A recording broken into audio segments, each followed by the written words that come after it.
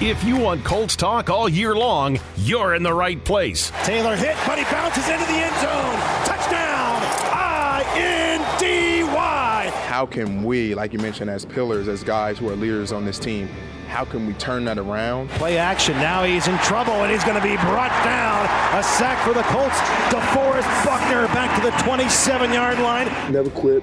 I never not fault. I never not compete. And I will always continue to be a great leader, a great competitor. Now he checks it down left side, looking for the end zone for Alec Pierce, and he's got it.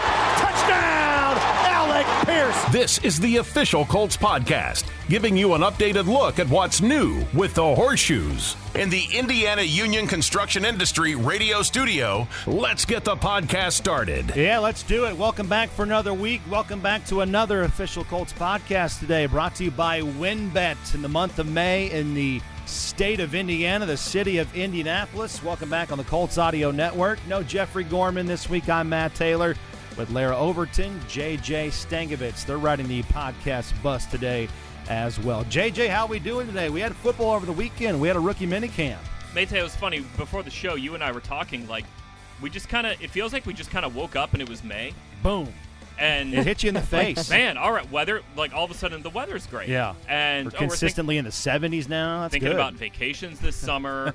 And our little group text was popping off for the Kentucky Derby. We had such great Derby banter on Saturday. Well, Derby banter and banter about something else. Do we want to save that for later, or do we want to get into that right now? Might as well. No, let's save it for later. Hit it off the top. Yeah, we'll save it for later. We'll save a it for tease later. there. What the group text included on Saturday night.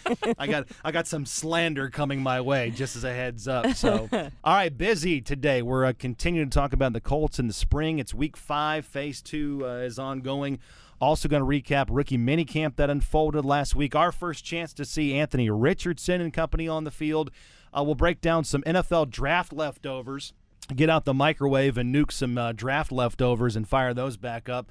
Talk about some immediate impactful players in 2023 for the Colts. Emory Hunt, you guys are going to love him. Emory Hunt, NFL draft analyst from CBS. He's going to join us to break down some of the day 3 picks that might be under the radar. He is very much glued into the day 3 guys, the small school guys, the Division II guys like Jake Witt that the Colts picked up. So he's going to have some insight and breakdown there. And the schedule's coming out on Thursday. So we'll try to make some... Yet again, I say, what off-season? Yeah, no kidding. No doubt. So we'll make some schedule predictions. By the way, our schedule release video, I haven't seen it yet, but I know what the concept was. I was involved. You guys are going to love it. You tease that too later on? Love it. I like it. I think you'll eat it up. Some players who, look at the puns. Some players there involved there. That's a good too. hint right there. There you go. So minicamp, rookie minicamp over the weekend. I mean, there was like close to 50 players participating in the practices between 12 draft picks, 15 undrafted free agents, and a slew of tryout guys. JJ, what were the things the Colts were trying to get accomplished at rookie minicamp? Again, maybe one of the largest rookie minicamps the Colts have held in a long, long time here. I think the biggest thing, Mate, is you're just trying to build a foundation of how things are going to be taught, how things are going to be communicated, how things are going to be coached with these guys. Anthony Richardson wasn't going out there and, picking apart the route trees with Josh Downs. It was just sort of, hey, let's get out there, let's figure out the foundation of what this is going to look like over the next couple of months. And that's kind of the basis of it. For a lot of the other guys in this class, though, I think the big thing for me when I was watching practice on Friday was this is the first time I've seen Anthony Richardson throw football in person, like up close, right? It's the first time I've seen Josh Downs run routes up close in person. It's the first time I've seen Blake Freeland walking around. And you just see these guys. Really quickly, talk about a guy walking around. Julius Brents is a unit of a cornerback. Larry, you and I had a conversation with him while he was waiting to do media, and he goes and we talked to him. He goes and he steps up to the podium, and you turn to me and you go, he's not 6'3". He's bigger than that. No question. Like talking to him, I said to you, I was like, it's like when you talk to DeForest Gus Buckner. Bradley had to just be salivating watching that film. Like, yes, give me this guy in the secondary. Marv Albert, yes. This guy, I mean, what what a condor of a human this guy is. A perfect example. I yes. mean, and so dang likable. And like everything. I mean, all the stuff that you want in a football player. Well, everybody wants to know Anthony Richardson. You talked about the way he spins the ball, JJ, the way that he communicated inside the huddle.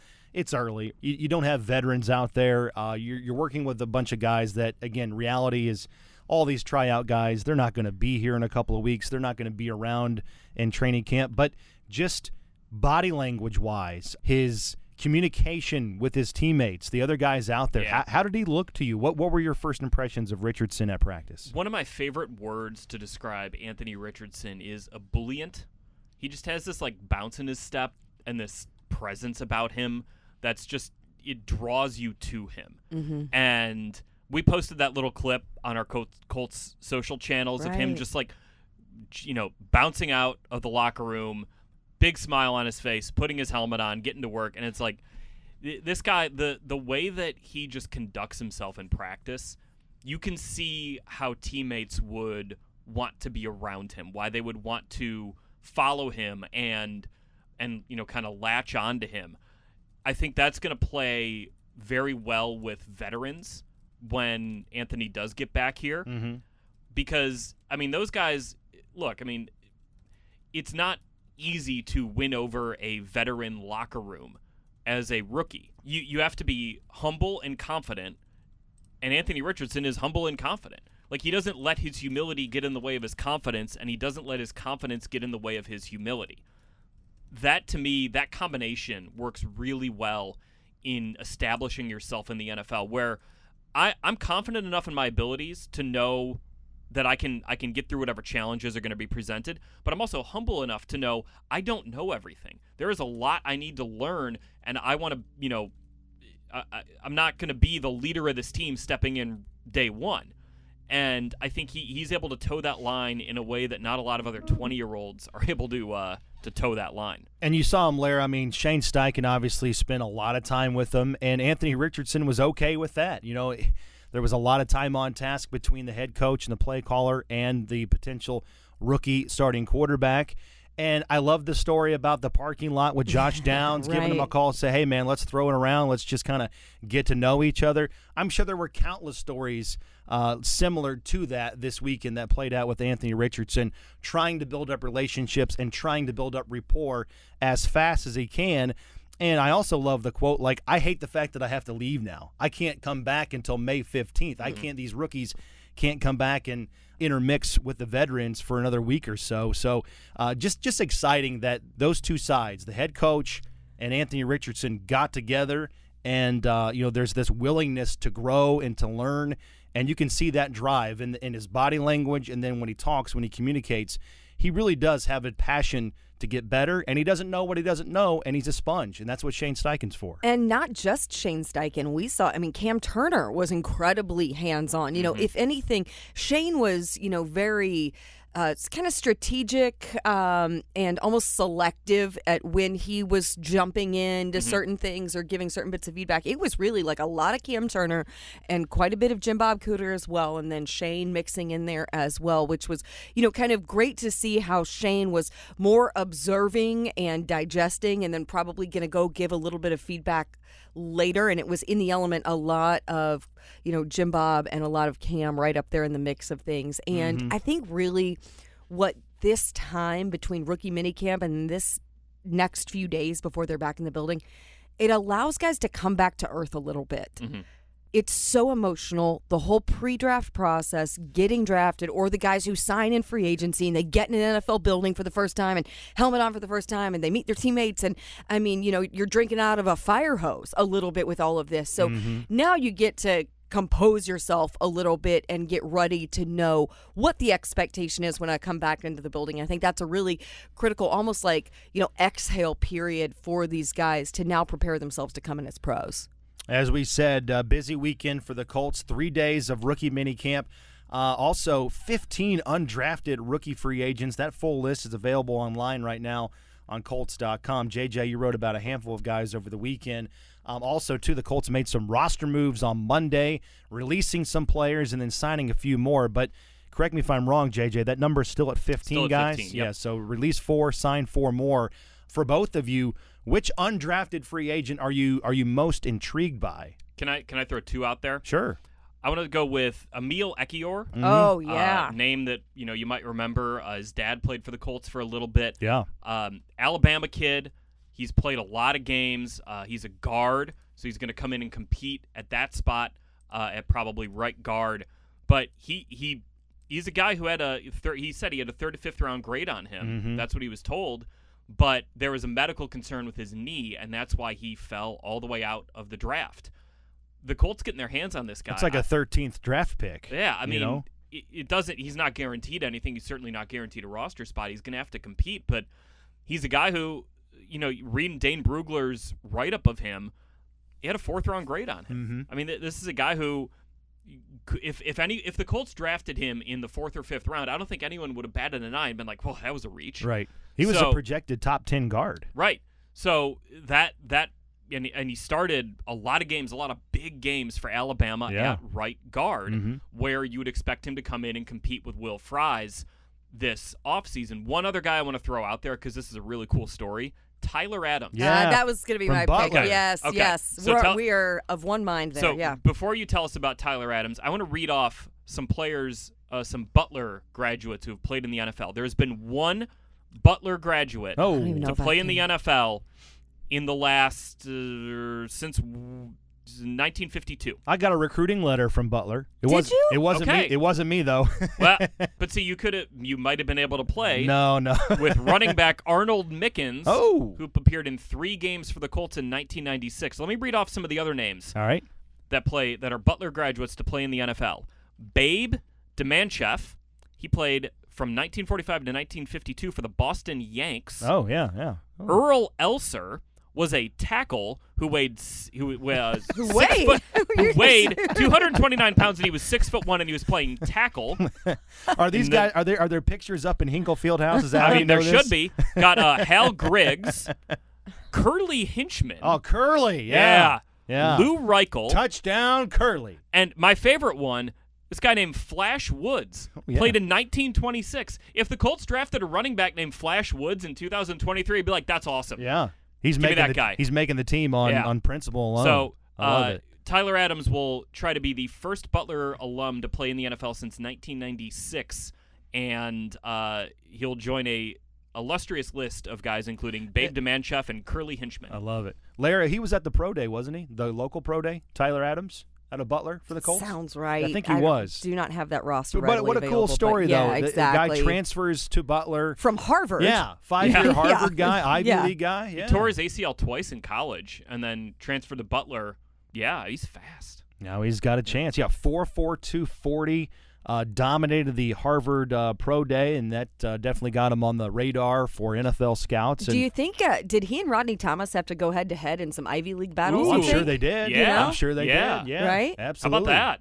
Yeah. Smart guys. Both Rodney guys. Thomas is going to talk this week, I believe, and meet with media. So There you go. Storyline. There we go. Here's another Dun-dun-dun. useless. serving you that one, JJ. I have another useless fun fact. Oh, This will yes. be the second time Matt Gay will have been teammates with Tyler Adams. Not this Tyler Adams, but Tyler Adams, who plays for the U.S. men's national team. Oh. Midfielder, not a center fielder. They were together at a U.S. soccer academy in Wow. 2016. Tyler Adams is one of the best free kick takers on the U.S. team, and Matt Gay said he was a better free kick taker than him. So there you go. Whoa. So 2 guys named Tyler Adams, but different guys. Yes. That's like the first day I worked here. Remember I told you that story, Lara? The first day I worked here, there were 2 Matt Taylors. Yes, I remember this. You talk about I was getting his mail. He was Yeah. getting my clothes. Like, No. what are we doing? I remember It was trying chaos. to email and because you have your middle initial Yes, in there. that's why. what's yes, That's exactly. why. 12 years later. I That's do remember still this. why that exists. Yeah, there Yeah. were 2 Matt Taylors here. You talk about chaos. That's why you're Maytay. That's right. And he was also better looking than me, which made me furious. Come on. He was a better version of me. Come on. All right, the NFL draft is over. Let's get the microwave out and nuke it back up here. Just some random thoughts about the draft. Lara, first of all, which Colts draft pick has the best chance to start right away as a rookie? 12 guys. Who do you think has the best chance? If you're a betting woman, who's the one guy that you're saying is going to definitely be a starter? Julius Brents. Yeah. I think that's it. I also think because of the uniqueness of Josh Downs, I'm going to kind of throw that in there because, it's kind of weird with like a slot receiver starter situation. So that one's a little bit like it's kind of muddied, how you consider that. But I do think that because he's so different than any other wide receiver in terms of skill set and makeup and all of that and his uniqueness with what he can be with Shane Steichen's offense, I would say like Downs is kind of another. But I think right now, if Julius Brents, and obviously he has been limited in the activity he's been able to do because he had to have the procedure on the hand after his college season, but he said he'd be good to go for training camp is what he indicated. So I think you get out there, you get on the field, late July, Westfield, he's going to be flying around. He's going to be a significant guy to watch when we get there. Yeah, I mean, Juju Brents is top of the list, but Darius Rush and Jalen Jones are going to have a chance too. Especially with Brents being out in the spring. Just more time. That is a wide open competition at cornerback. Kenny Moore II will start, and Isaiah Rodgers, Dallas Flowers, those guys are going to compete with Juju Brents, with Darius Rush, with Jalen Jones, and the best two guys out of that group are going to be starting because you kind of figure this is another thing with saying who's going to start. We're saying the Colts are starting a nickel in this. So you have three cornerbacks. So you have three starting cornerbacks in this. And I think, maybe it's Rodgers and Flowers along with Kenny Moore. Maybe it's Brents and Rush along with Kenny Moore. Like it could be any combination of those guys, and I wouldn't be surprised. There's a lot of talent in that room for Ron Miles to work with. I was also thinking about this the other day in terms of draft leftovers. Like which veteran player on the roster most benefited from the draft picks? And for me, it's got to be Jonathan Taylor because, Richardson is a threat to run every time the Colts line up in shotgun, and you have to account for that. You have to watch Richardson now in the read zone. That freezes those defensive ends and puts pause on those linebackers in terms of what they're reading because now you've got the great speed of both guys in the backfield, Richardson and Taylor, and those pauses, those little milliseconds that's going to freeze those key defensive positions, that's all those guys need. And with Taylor, it just creates that additional running lane, that additional running alley that you have when you have another guy that can run the ball out of the backfield and Anthony Richardson. So I think his workload for Taylor is not going to be nearly as high, but I think you're going to see more propensity for big runs and yards per carry. We haven't seen Jonathan Taylor really in a read option offense because even when the Colts ran it in 2021 with Carson Wentz, I actually went back and watched a cut-up of that, of all of JT's read option runs from 2021, and a lot of them, Carson would, he would read the defensive end, and he would hand off, but then he would fake throw. Like they were faking like bubbles. Right. So it wasn't like Carson faking him running. So there's a difference there just in how the linebackers are going to play that. And maybe that opens up more opportunities to get to the second level for Jonathan Taylor. I'm really interested to see how that winds up playing out this year. Larra, Jonathan Taylor and Anthony Richardson. Let's just say it's week one, Anthony Richardson's out there. Like, we don't know if that's going to happen. There's a long way between then and now, right? But let's just say he's out there. How many design runs per game? And this is a question for both of you. How many design runs per game for Anthony Richardson next year? Okay, I actually kind of have an answer. All right. 2. That's how many. Only two? I was going to go with like 5. The Eagles last year, Jalen Hurts, according to Pro Football Focus, had 34 designed runs over the course of the season. It's about 2 per game, right? And it's but you do a lot of the read option stuff, but that is not necessarily designed for the quarterback to take it. It's designed for the quarterback to read the D end. If he crashes, you take it. If he stays, you give it to JT. I think it's lower than you might think, but those are going to be impactful runs. That's where, and like Anthony Richardson's going to have games where he has 8-10 carries, but they're not all going to be designed for him to carry the ball. The other thing, when Shane Steichen got to Philadelphia, Jalen Hurts in that first year in 2021 only had 10 designed runs, according to Pro Football Focus. So it might take a little while for the Colts to figure out what the best way for Anthony Richardson to run the football is. And you're going to do a lot of the read option stuff, and he's going to scramble. So you're going to see those carry numbers be higher. I'm talking about you line Anthony Richardson up in the shotgun, and you snap him the ball, and he just goes. those type of runs. Yeah. I think you're talking probably about 2 per game. Yeah, you're running power. You're running design Right. off tackle Power, straight to the quarterback. draw, stuff like and that. he's now Yep. the running back Yep. within that play. Yep. Lara, another draft leftover. Colts. Speaking of draft leftovers, it's like a microwave in here. I mean, what? Oh, it is temperature-wise. Yes. Yeah. My You shut that door. It goodness. does get a little humid in here. There's no Yeah, doubt about I it. feel We're like right next to the door, a the plate outside door. A plate of mac and cheese and, Mayte's leftover steak Yeah. smattered with ranch dressing. There it is. Now we're Sticking getting up. there. Now we're getting to the tees. I love it. Colts, they didn't draft a linebacker, right? They had 12 draft picks, their largest draft class in the 7-round format, but no linebacker. Lara, got to be good news for Shaq Leonard, right? I mean, just kind of reading between the lines there. You would hope. I also think that the Colts have made such an investment already with re-signing EJ Speed, and you obviously last offseason committed to Zaire Franklin, and then you have other guys in there like, JoJo Doman in the mix and other guys. So I think that you're pretty solid in that space, that you didn't need to shore up any additional, depth behind there. But I do think that should make you optimistic for how Shaq will progress leading into training camp and the regular season. You have to take that as a good sign. I mean, again, you love the depth there with EJ Speed. You love the guys coming back, Zaire Franklin coming back. But again, just the fact that the Colts had 12 picks, their largest draft class in a long, long time, no linebackers. I know Leonard's still rehabbing. He talked a few weeks ago that he's still got a ways to go doing football activities, but good sign, I think, right there for his rehab and him coming back, hopefully sooner than later. Last leftover, JJ, day 3 guy, 9 picks for the Colts. Which day 3 drafted player for the Colts has the chance to be the biggest steal of the draft, a la, maybe Rodney Thomas from a year ago? I think I'm going to take the long game here.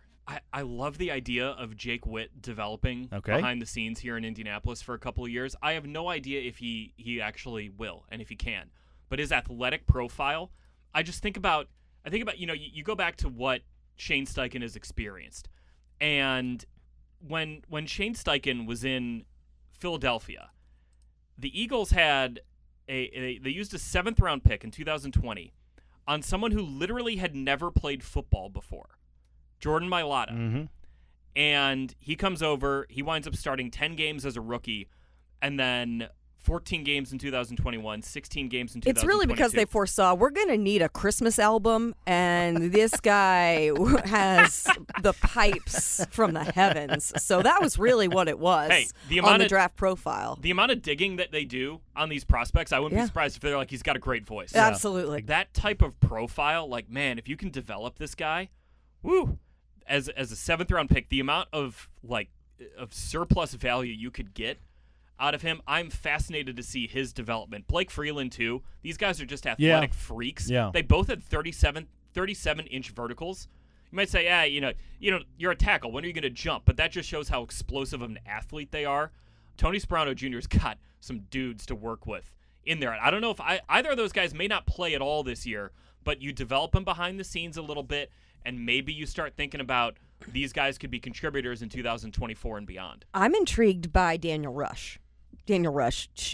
Scott. I was looking at all the picks together of Darius Rush and Daniel Scott. Picks. So Daniel Scott, really intrigued Special by teams or yeah. Well, it's kind of just overall. A guy who they really liked in the room, and obviously Ron Milas, dug in pretty heavily on guys, and how they would fit, and he's great at developing those guys in the long game. So really intrigued by what he can be for this defense and on special teams. I mean, I don't know if it's a steal of the draft, but maybe a role that the Colts didn't have a ton last year is in the running game with Evan Hull. After they traded Nyheim Hines, obviously Nyheim Hines didn't see a ton of production last year like we all thought he was going to. The Colts just didn't have a guy like that on their team after they traded him in the middle of last year. I mean, Taylor and Moss, they're going to be more of your first and second down running backs. Hull's got a chance to be a good third down pass-catching back. Really good career at Northwestern, over 2,000 rushing yards, the 55 catches last year on a Northwestern team that was down, but he played on special teams as well throughout the course of his career. So I'm excited just to see if he might have a sneaky chance to be a big contributor for the Colts next season. again, despite Jonathan Taylor being your bell cow running back, Hull might be that third down, 2-minute back that the Colts could really use without Nyheim Hines no longer being on the roster. Yeah, you need that guy to be able to pass protect and to be able to catch passes out of the backfield, and those are two things that the Colts value in Evan Hull, and that's why they wanted to go ahead and draft him. All right, some more talk about these day 3 draft picks for the Colts. Again, there were 9 of them. Let's get to know them even better right now. That's why we're bringing on Emory Hunt from CBS Sports and CBS Sports HQ. He was all over it on these day 3 picks all over the NFL. So here's Emory Hunt. We talked to him a little bit earlier today, our conversation about what the Colts are getting from their day 3 draft haul. Take a listen. All right, joining us now is Emory Hunt, NFL draft analyst at CBS Sports and CBS Sports HQ, and the owner of Football Game Plan. Emory, we spoke with you a couple weeks ago leading up to the draft, and you had so much intel and insight on the later round guys and the round 3 draft picks from the Colts from last year that we had to get you back on to talk about some of the day 3 picks this year for the Colts and hopefully some potential diamonds in the rough. Thanks so much for the time again. How are you? I'm doing fine, man. I appreciate you guys having me on. Absolutely. Have you had a chance to catch your breath post-draft with the craziness of 3 straight days last weekend? Oh, not yet, man, because, now trying to get a good corral on these undrafted free agents that's signing. Yeah, no doubt. Yeah, that's a process that's always ongoing throughout the course of the summer and training camp. So let's begin. I want to start off with Blake Freeland. I know he's not necessarily a diamond in the rough per se because he started over 40 games at a major program like BYU, but with his athletic traits and his experience coming out, Emory, do you see him being able to compete right away in the NFL and add some quality depth to this Colts tackle core at either side, either right side or left side where he played in college? Yeah, definitely. And he's someone that, to me, he's a quintessential guy that knows how to play with the length that he has, 6'7", had a really good Senior Bowl, and it was part of along with what I thought all throughout the All-Star Game circuit, where these BYU players and prospects were doing a fantastic job at the different All-Star games I was at, and he had a really good Senior Bowl. So he's someone that's very good on the move. He get out and about on screen plays and traps and fold blocks. So good athleticism, and it kind of fits what they want to do now with the Anthony Richardson selection. Get more movement out the pocket in the position. He's someone that can definitely do that. All right, then let's go to Adetomiwa Adebawore, another 4th-round pick for the Colts. He was a 3-year starter at Northwestern, played all over that defensive line, 9.5 sacks over the last 2 years, and freak athlete, too, as you know. Ran a 4.5, sub 4.5, weighing right around 280 pounds. Why didn't this guy go higher? That's kind of the big question around here. And what's his fit with a team like the Colts and their defense under Gus Bradley?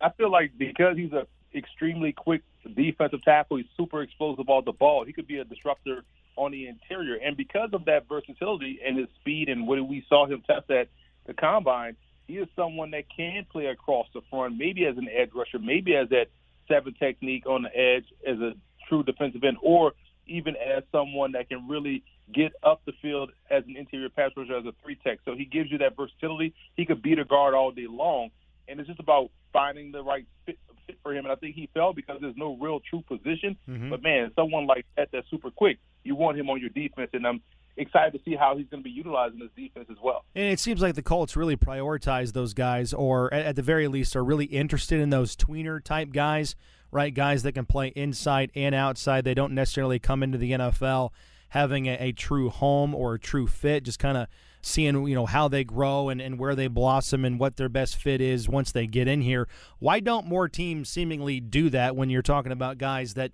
have that flexibility and versatility to play at the 3 technique and defensive end in a pinch?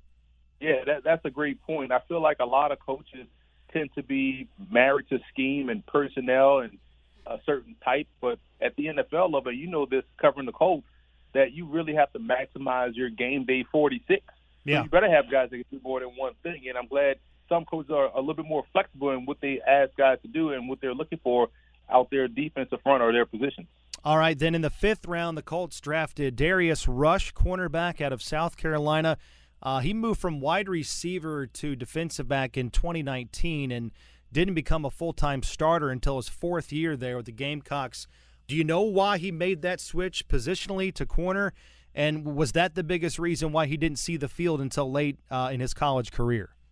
I think so, and it's a great move for him because when you have that length, that athleticism, the ball skills of a former receiver, you're going to find yourself making a lot of money at the NFL level to match up against these bigger wide receivers. Plus, I like the fact that he sees defense from an offensive perspective, so that's going to help out a lot. His Senior Bowl was phenomenal, probably the best Senior Bowl workout I've seen from a defensive back since I've been going in. I've been going down there since 2013, and he was just excellent that week. I like his pathway to that of Richard Sherman. I think he's on that same trajectory. This was one of my favorite picks that the Colts made. Are there any parts, speaking of Rush, are there any parts of his game that need some fine-tuning or some refinement that would, are there any things that would prevent him from competing right away for a starting job in the Colts secondary? And the reason why I bring that up is, Emory, it's wide open at corner with Brandon Faison leaving the team in free agency, the Colts trading Stephon Gilmore. There's some positions up for grabs now.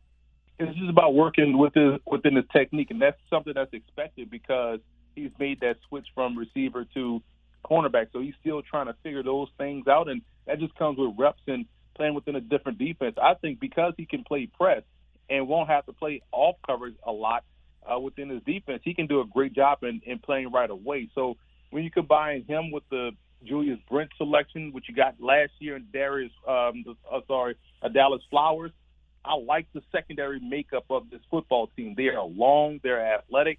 Outside of Kenny Moore, this group can really match up, especially outside of Moore and Rodgers. This group, I think, can match up with anyone across the back end. All right, let's jump down to the 6th round then, Emory. Titus Leo out of Wagner. All right, I know you got stuff here. Small school guy. We're catching up on him in terms of our familiarity.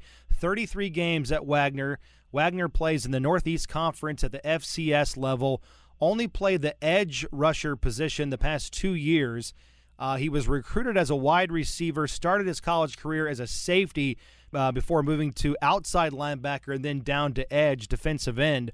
For you, Emory, when did this guy start to get on your radar and maybe the NFL radar as a potential draft pick coming out of Wagner? Well, Wagner, quiet as kept, has produced a lot of defensive prospects over the course of the last 7 years. They've done a good job of recruiting these guys and transforming them into really good players. Cam Gill, recently was a draft pick by the Tampa Bay Buccaneers, played in the Super Bowl, got a Super Bowl ring, and so you like that he's making progress in his career. But Leo was someone that has always been on the radar because of the athleticism you talked about, going from receiver to safety to defensive end. He's a core special teamer, has 3 block kicks on his resume. You talk about someone that was a 2-time NEC Defensive Player of the Year, 3-time first-team All-NEC. So he is someone that definitely can show that upside potential of, okay, we can still work with him and help fine-tune his nuance and get him stronger at the point of attack for the defensive end position as opposed to being someone that's just so quick and bursty off the edge. But because he's a core special team, that's going to allow him to get on the field and play. And then he'll work himself into that rotation because the sky's the limit for him. He had a really good week at the Shrine Bowl as well. Yeah, no doubt about that. Great point. All right, then lastly, another diamond here, the 7th round selection for the Colts. Big old Jake Witt, their last pick in the draft. High school basketball player, in fact, was the Mr. Basketball in the Upper Peninsula in Michigan, then turned normal college student at one point. He transferred from Michigan Tech, where he started playing basketball in college, then transfers to Northern Michigan, joins the football team, was asked to switch from tight end to offensive tackle in the middle of a game in 2021. And, right, as they say, Emory, the rest is history. Now he's a draft pick in the NFL. Have you ever seen a story like that? And how much did you have on Witt before the draft coming out as a prospect? A couple things. One, we've seen this before. Nothing is ever new, right? We saw this with Eric Swan, played semi-pro ball, and then found himself as a top 10 pick in the 1991 NFL draft for the Arizona Cardinals. So, we've seen wild stories like this. And funny story about Witt, I actually knew about him before everybody else did because I was the MC for the GLIAC Media Day back in August. Oh, yeah. On the campus of Wayne. So I had to speak with all of these teams and all of their players and all of the head coaches. So I knew about Witt, and he did a great job against Caleb Murphy out of Ferris State, who had 25.5 sacks his senior season for the Bulldogs, and that's a really good conference that he played in the GLIAC. Week in, week out, you're getting good competition. Grand Valley State, Michigan Tech is a really good one. Mm-hmm. So I had a lot of information on Witt, and Witt is someone, moldable clay upside I have in my scout report. Very good athlete and athleticism that's obvious, playing basketball and tight end. So you know he has the footwork. It's just about continuing to work on him, getting him acclimated to a pro strength and conditioning program. He'll fill out his frame a little bit, but you love the raw upside that he provides from an athleticism standpoint and can really grow into a dominant tackle. It's like they got Blake Freeland earlier and a Blake Freeland, clone in Jake Witt. So what do you think as far as that's concerned, Emory? I mean, he's a project to an extent because of everything that you just said. I mean, are you thinking half a year or a full year or multiple years away from competing for a roster spot in the NFL, or does he have as much, his upside is so high that, he can contend right away and make this 53? I think he's a year away. It takes you a little bit of time going from D2 to pro football. It's not like he's jumped from D2 to Group of 5, right? So he's making a significant jump. And also, you talk about someone that really is still a neophyte in terms of football. So he's probably a practice squad contender, or they'll keep him on the 53 just so they won't expose him to the practice squad, right, and have him play special teams and work him in that way. So, again, when you rarely get a big-bodied, athletic guy that still has growth left within his game. And so that's why they made the selection to not have to fight through, the undrafted free agent market for him. And I think that's why he's going to make the 53, because you can't really expose someone like that to the practice squad, and some other team coming up and grabbing him. That's why they drafted him, because they thought he was really going to be a guy that was highly coveted in the undrafted free agent market. So, Chris Ballard kind of half-jokingly said, screw it, we're just going to draft this guy because – we want him, and we don't want anybody to have a chance at him because we think he can grow and turn into a pretty good player along the offensive line, which did need depth going into this draft. Lastly, Emory, to close out, which Colts draft pick here in 2023, maybe I should zero in and say of the 9 guys picked on Saturday, right, day 3 of the draft, which Colts draft pick has a chance to be, right, the Rodney Thomas in 2023, a draft pick that we didn't think would contribute as much as they end up doing in their rookie season, like Rodney Thomas did last year as a 7th-round pick out of Yale? I feel like Rush is going to start. I feel like Darius Rush can start. I love his talent. I feel like this is a guy that can play opposite of Brents, and you can kind of rotate Isaiah Rodgers in there. But I feel like Darius Rush is going to be one that's going to be a starter, in my opinion.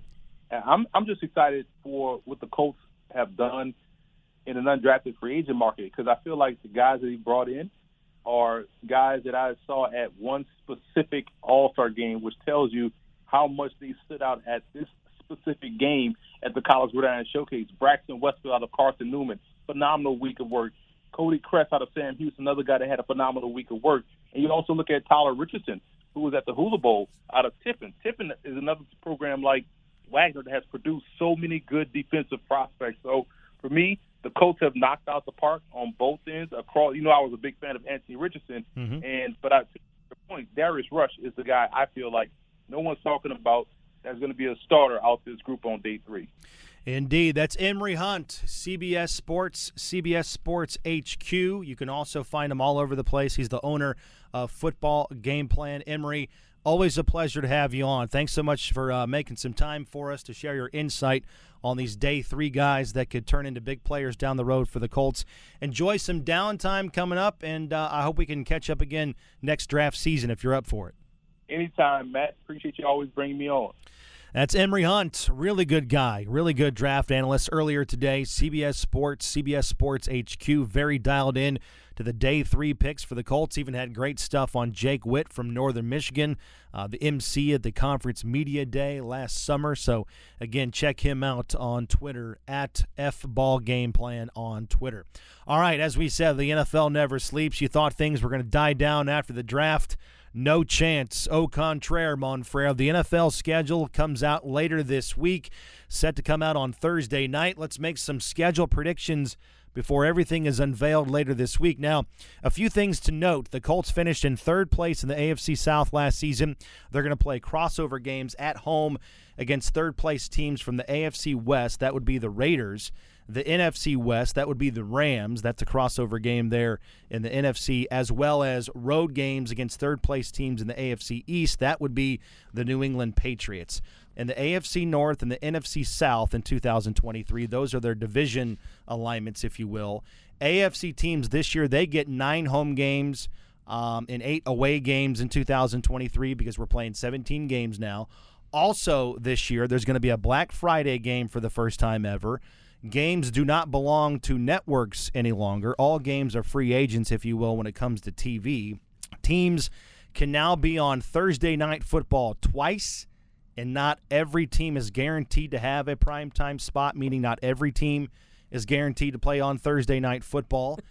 So that's here to stay now, I think, to the chagrin of a lot of players and coaches. Home games, AFC South for the Colts, obviously. I'm just thinking of some of those poor Thursday night games that Amazon was dealt last Well, year. that's why they're trying. Like ours against the Broncos. But I mean, I don't even know if ours wasn't even the worst. I mean, there were No, ones it wasn't. that were It was on not the par. worst. No. Well, the Bears-Commanders game. The Bears-Commanders game. Yeah. Al Davis spent the prior week complaining about the game that he was watching and there being no touchdowns. Then there were no touchdowns in the first half of the Bears-Commanders sweet game. He would just throw it to Brick and say, "Yeah, we'll be Did back." I say Al Davis? I meant Al Please Michaels. come back. We knew did what you say meant. Al Yeah, Davis. I did We say did. Al Davis. I was didn't like, know. oh, wow. Yeah. They brought that hologram back out that they used in that documentary that they did a couple seasons ago. That actually would be better than I think at times last year with Al Michaels, as considering how disinterested he sounded doing those games. But that's why Street's like, man, Yeah, I lost this is my first this is my year. Thursday Come off. on. Like, Yeah. I got to do game day on Saturday. Get me back to college football. That's right. Get me out of here. Yeah, who are we playing here? All right, so home games for the Colts. AFC South, obviously. Cleveland comes to Lucas Oil Stadium. Pittsburgh, the Saints. Tampa Bay is back after coming in 2021. 2021, yeah, okay. The Raiders again and the Rams at home, like we said. The road games for the Colts, AFC South. Then Atlanta. Colts go to Baltimore, at Carolina, at Cincinnati, and then the Patriots. Also, the Colts were just 2-6 against playoff teams last year, and of their 17 games this upcoming season, the Colts will only have 5 games against playoff teams from a year ago. And also, the Colts' longest road trip of the season next year, that's going to be to Houston. That's it. That's remarkable to me. The Colts will not travel further west than the Central Time Zone to play a road game. I have to be ripping through whatever season of Parks and Rec I'm watching on the plane this year. Like, our plane rides are going to be like 30 minutes. Puddle jumpers, man. Like, right? I mean, Puddle jumpers. Like Atlanta, that's not far. Baltimore, Carolina, Cincinnati. I mean, like, Yeah. Houston. Yeah. Going to be not a lot of time spent on planes this year. The Colts have the fourth, for what it's worth here, the Colts have the fourth easiest schedule next season based on winning percentage of their opponents from last year, and the Colts will play 12 games against teams that finished under 500 in 2022. Wow. Okay, but so Mate. Now we all know that doesn't mean a whole lot. Let me just give you my example here. These are the 3 games that the NFL scheduled to play on Christmas Day last year. Showcase games. Right. Packers, Dolphins, Broncos, Rams, Buccaneers, Cardinals. All 3 of those games, there was the AFC number 7 seed in Miami. There was an 8-9 division winner in Tampa, and the rest of the teams missed the playoffs. Yeah. Not only missed the playoffs, Arizona had the 3rd overall pick. The Rams gave the 6th overall pick to the Lions, and the Broncos gave the 5th overall pick to the Seahawks. Christmas is a Monday this year. Yes. Correct, yeah. Okay. Yep. I had to Triple header on Christmas You this know year. I don't like to look at December until absolutely necessary. My point is, like, okay, the Colts have a quote-unquote easy schedule right now. We might get to November and be like, man, that NFC South. It happens every year. Right. Or, the AFC North, what a division that is. Like, Right. Our own division. Houston's better than expected. Mm-hmm. Like, Jacksonville's one of the best teams in the like.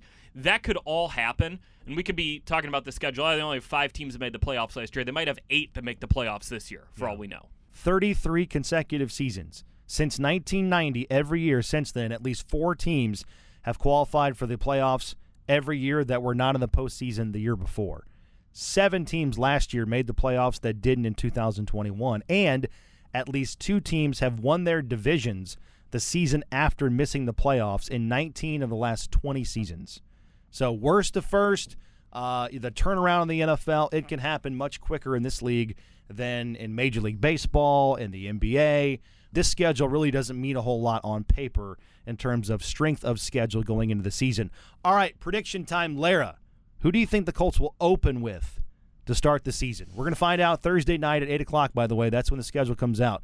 But prediction-wise, who do you think the Colts open with? All right, I'm shrinking it down. I think it's going to be a division game. All right. Seems like that's how it's stacked up the last few years. And I'm leaning toward the possibility of doing Jacksonville with the possibility of Gardner Minshew at least starting the season while you're grooming Anthony Richardson into how his role will evolve.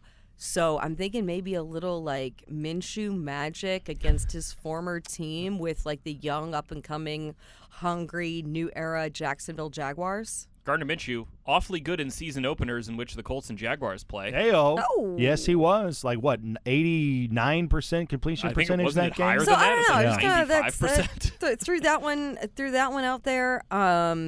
Do they do something early with like Indy and Carolina?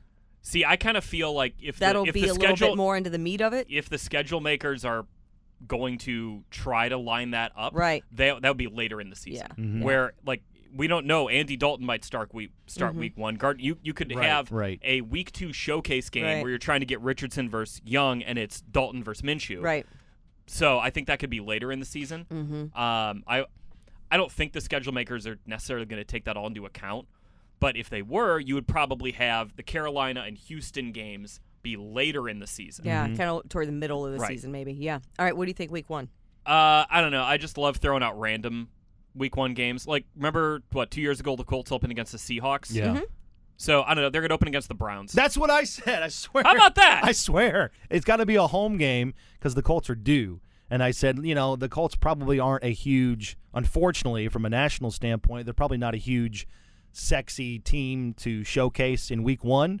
And I don't think the Browns are either. I know they've got Deshaun Watson, but they're coming off a bad season, or a season where they didn't make the playoffs. That's where I kind of had it random as well. See that matchup couple week 1. former Colts there, Anthony Walker Jr., Rodney McLeod. Yeah. Oh, Yep. yeah, Rodney McLeod, yeah. All right, elsewhere, primetime games, those are always a hot-button issue around here. And last year the Colts had, 4 primetime games in 2022? Larra coming off 4-12-1, and potentially a rookie starting quarterback. How many primetime games for the Colts next Thinking year? maybe 2. Yeah, That's where I'm that's going. Where I had it kind too. of think 1. And honestly, it may not Max even 2. It may not even be 1 because you're not guaranteed to play a Thursday night game. And I think the NFL is and I want to say 1 right now. Colts could still earn it if they play well. Richardson takes off, whatever it may be in their storylines later in the season. You kind of got to earn those primetime games by winning the season before, and the Colts went 4-12-1. Mm-hmm. I'm going to just say 1 just to kind of hedge it, but I wouldn't be totally shocked if the schedule comes out the Colts don't have a primetime game. Yeah, I think the only primetime they get is Thursday night, and hopefully it's a home game for the Colts because historically they've always played on the road on Thursday night football. Eight of their last 11 Thursday night games have been on the road. The Thursday night game against the Jets at home was a great game. Yeah. That was really fun. Yes. It was fun. Downtown was awesome. Yeah. Fans were awesome. Well, because that was the first home primetime game in years. a ridiculous amount of time. Mm-hmm. Yeah, the Colts have played 20. They've played 21 games all time on Thursdays. 15 of them have been on the road. That's always a sticking point for the Colts in this franchise. Last year, the Colts had to go Denver, week 5. Okay, and just making sure no, there's no way they would do this. You can't have an international game on Thursday night, right? Those are Monday night. No. Thursday and Monday are eliminated. No. It has to be Sunday. Always a Sunday. I just Also, I'm Thursday night international game. Right, I'm like, if how you does that kicked it off work? at 8 p.m. Eastern, that would be like 4 a.m. in England. Literally no one's watching that game, regardless of the time zone that you're in, right?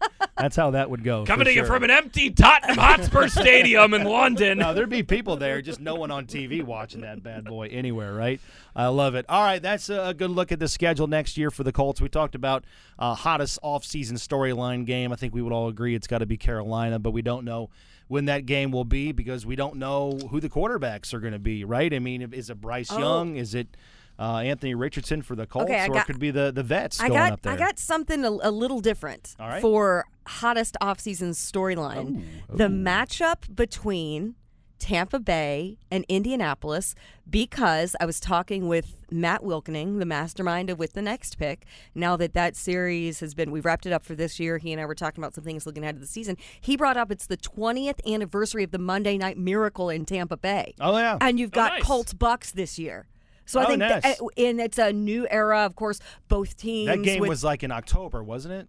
That when sounds correct. Yeah, right before Halloween, if I'm not mistaken. So I kind of love that storyline. You know, the 20th anniversary of that game, and everything that happened. People turned off the TV and went to bed. Journalists, Me. I know Bob Kravitz has a great story. Yeah. He had filed his story. He thought he was done. He was ready to roll out of the stadium, and then incredible. So that's one of those where I think that the week of whatever that game is, there will be some fun kind of flashback opportunities maybe with that game. I just think that you look at the schedule and look at the young quarterbacks that are on the Colts schedule, on the teams that the Colts are playing. They may not necessarily be starting, but Deshaun Watson is still young. Kenny Pickett, Baker Mayfield is still young. Kyle Trask, whoever starts for Tampa.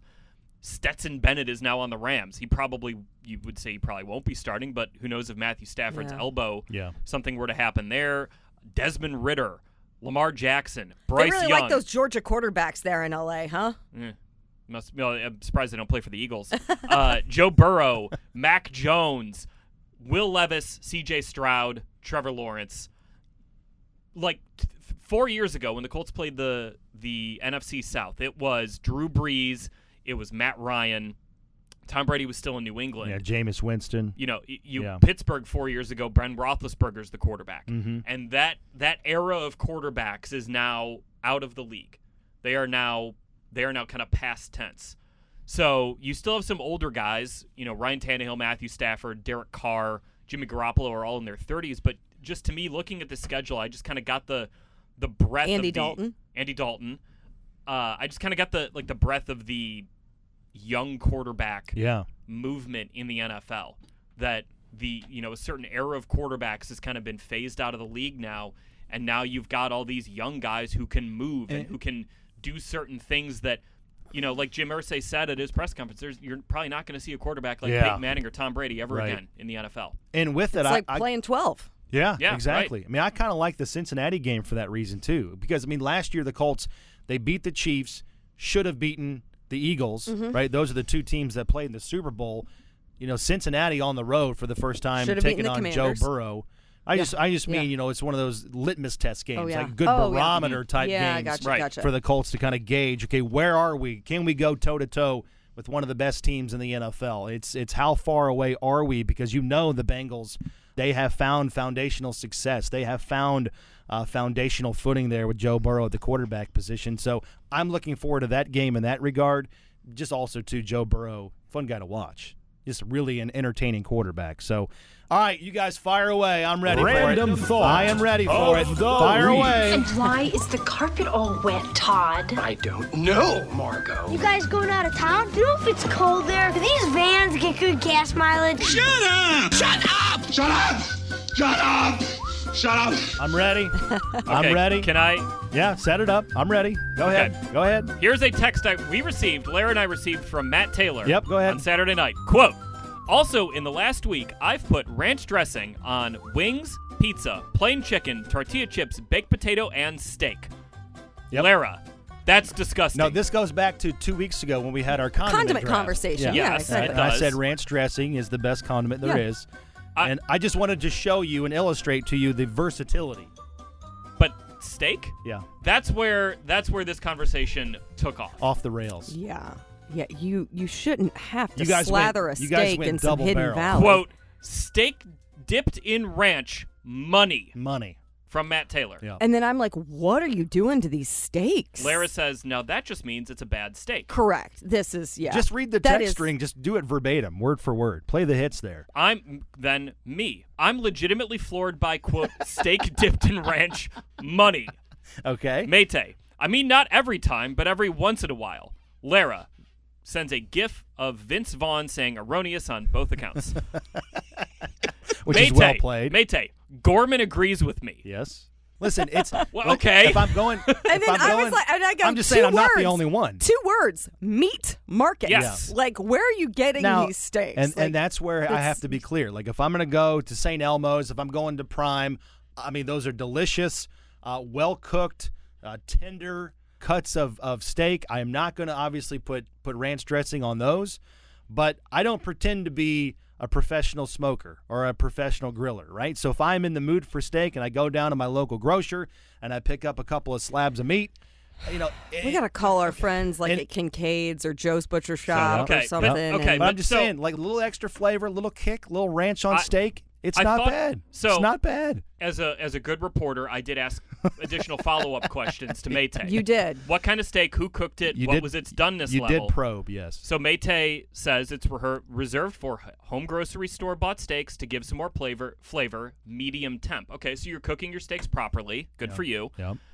And so yes, meat market steaks are delicious, but sometimes I'll go to Market District and they have their sale meat, and you get the discounted steaks there that are like 1 day away from them not being able to sell them. Yeah. I just buy them, throw them in my freezer. Reverse sear. Yeah, reverse sear. Do the reverse sear and then finish it on the grill. Well, look at you. Look, you got all the time in the world. It's super. You put it in the oven at 200 and then leave it. And then you sear it on both sides. Yeah. And I don't need anything else. Sometimes I'll make, but that because I use the St. Elmo's seasoning like you do as well, Mayte. Yep, Very good on steaks. Throw that on there. And I don't know. I don't feel like I need anything else if it's cooked properly. The one thing I will give you something for is sometimes because I'm not a professional cook, I will overdo the doneness on those steaks. Mm-hmm. And the problem sometimes if you do it a little bit wrong, like the edges get well done. You need something else.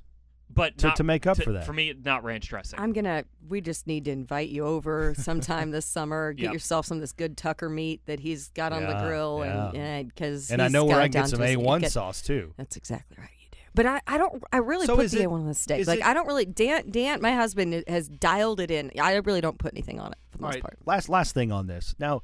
You're disrespecting the ranch on steak, which is fine. I understand it's not for everybody. I don't like ranch dressing anyway. Yeah, same. And so I'm also coming from that. But you also put things on your steak. Like, Not really. Well, I don't put a sauce on. But you also said you enjoy A1 on steak. If you go to these places that I reference, if you're going to Prime 47, I will not. And you order A1 or ask for I A1, don't. is that a sign of disrespect? Yes. To the steak. If you go to Prime and you ask for A1, you're going to be like, what if she's going to go to Golden Corral? I mean, see, but now you understand there's different levels of steak and what you're willing to put on it, I guess, right? Yeah. So you can at least sympathize with me there. By the way, another important note just for the folks at home, Mayte is not a Hidden Valley guy. He's a craft guy. Yeah, craft guy, and I also like just restaurant-style ranch. Now, I also finished off this conversation by saying, like, remember, I'm the guy who picked spicy brown mustard in the condiment draft. So, like, I mean, like, yeah. What's the weirdest thing you're putting spicy brown mustard on then? Like a chicken and rice bowl. Put some spicy brown mustard on it. Yeah. Throw some jardinera on it. That is my go-to. I'll do lunch. hot sauce on chicken and rice. Oh, I'm big Frank's fan myself. Frank's goes on everything. Yeah. There you go. Why is it that all of the random thoughts of the week, 9 out of 10 are on food? Why is that? You know, we're so political here on food. We're at each other's throats over ranch dressing. Well, it seems like it resonates with people, though, because I feel like a lot of the comments we get, like when we get tweets and responses and different things, that's what people it's mostly on the random thoughts. For sure. Please For sure. tweet at us if you also, like Mayte, put ranch dressing on your steak. And apparently Jeffrey Gorman. The comments will be very few, I have And then suspicion. we will form a self-help group for all of you. No, it's a place where people can let down their hair and be comfortable and just be who they are. The Ranch Focus Group. I like it. All right, overtime this week on the schedule coming out on Thursday. We'll have that. Also, Larra, the schedule release video. Yes, it'll be fantastic. You're going to love it. I don't want to say. All right. I can't say too much, but right. It is a hearty schedule release video. A lot of carbs in that video, maybe. Is that fair to say? I don't know. Ranch dressing. Maybe some ranch, maybe some condiments, maybe A1 involved in there. We'll see. We'll find out. We'll discover it collectively all together. Also, Inside Football with Rick Venturi is coming back this week. His thoughts on the Colts draft, the overall state of the Colts roster at this point in the spring. So a busy week on the Colts Audio Network, plus the last word coming back on Friday. Guys, well done as always. Some more draft leftovers, and we'll do it again next Tuesday. Larra Overton, JJ Stankevitz, I'm Matt Taylor. Keep it here all week for more Colts content, and we'll talk to you in a few days about the 2023 regular season schedule for the Indianapolis Colts. Until then, have a great week. Thanks for listening, and we'll talk to you next Tuesday on the official Colts Podcast, brought to you by WynnBET. So long.